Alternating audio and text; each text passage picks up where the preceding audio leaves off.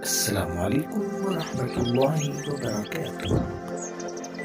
ہر قسم کے روحانی جسمانی مسائل اور وظائف کے لیے فاروق این کے چینل کو سبسکرائب کرے۔ نحمده ونسلم على رسوله الكريم اما بعد فاعوذ باللہ من الشیطان الرجیم بسم اللہ الرحمن الرحیم۔ آج جس صاحب نے سوال کیا ہے کہ حیض کے دوران اگر کوئی شوہر اپنے بیوی سے ہم بستری کر لے تو آیا اس کا نکاح ٹوٹ جاتا ہے یا نہیں، اور اگر یہ غلطی سے ہو گیا ہو تو اس کے لیے کفارہ ہے یا نہیں اور کتنا ہے۔ میرے معزز ناظرین اور سامعین، سب سے پہلے یہ بات سمجھنے کی کوشش کریں کہ حیض جو ہے یہ ایک تکلیف ہے اور ایک گندہ خون ہے۔ وَيَسْأَلُونَكَ عَنِ الْمَحِيضِ قُلْ هُوَ أَذًى فَاعْتَزِلُوا النِّسَاءَ فِي الْمَحِيضِ وَلَا تَقْرَبُوهُنَّ حَتَّى يَطْهُرْنَ فَإِذَا تَطَهَّرْنَ فَأْتُوهُنَّ مِنْ حَيْثُ أَمَرَكُمُ اللَّهُ۔ اب اللہ تبارک و تعالیٰ فرما رہے ہیں کہ حیض کے دوران آپ اپنے بیویوں کے قریب بھی نہ جائیں، یعنی ہم بستری نہ کریں۔ اب سوال یہ ہے کہ کسی شخص نے زبردستی کی ہے یا جان بوجھ کر کی ہے یا اس سے غلطی میں ہو گئی ہے، تو سب سے پہلے یہ بات سمجھنے کی کوشش کریں کہ اس طرح کرنا یہ ایک گناہ کبیرہ ہے اور حرام ہے۔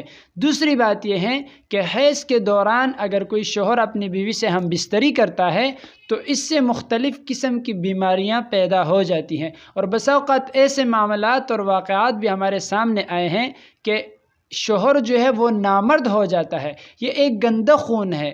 اب حیض کا خون بیماری کا خون ہے اور ایک انسان کے جسم کا خون ہے، دونوں خون میں فرق ہے۔ تو اب یہی بیماری والا خون جب انسان کے اعضائے خاص کے اندر چلا جاتا ہے تو اس سے مختلف قسم کی بیماریاں اس آدمی کو لگنا شروع ہو جاتی ہیں اور مختلف قسم کی بیماریاں جنم لینا شروع کر دیتے ہیں۔ تو اس لیے میرے معزز ناظرین اور سامعین، اس سے بچنے کی کوشش حد الامکان کی جائے۔ دوسرے نمبر پر بات یہ ہے کہ اب اگر کسی آدمی سے یہ غلطی سرزد ہو گئی اور اس نے یہ غلطی کر لی، حیض کے دوران اپنی بیوی سے ہم بستری کر لی، تو اب وہ کیا کرے؟ نکاح نہیں ٹوٹتا، بلکہ وہ سب سے پہلے توبہ استغفار کریں، اور دوسرے نمبر پر ابو داؤد شریف کی حدیث ہے کہ وہ 1 دینار صدقہ کریں یا نصف دینار صدقہ کریں۔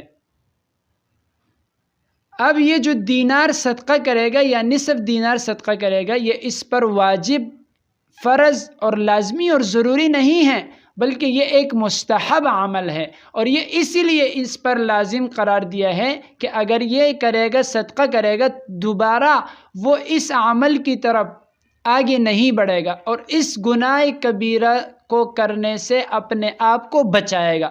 تو اس لیے میرے معزز ناظرین اور سامعین، ہمیں کوشش کرنی چاہیے کہ حیض کے دوران ہم اپنے بیوی سے ہم بستری نہ کرنے کی کوشش کریں اور بیوی کے قریب نہ جائیں۔ تو اللہ تبارک و تعالی ہمیں عمل کرنے کی توفیق عطا فرمائے۔ وآخر دعوانا ان الحمد للہ رب العالمین۔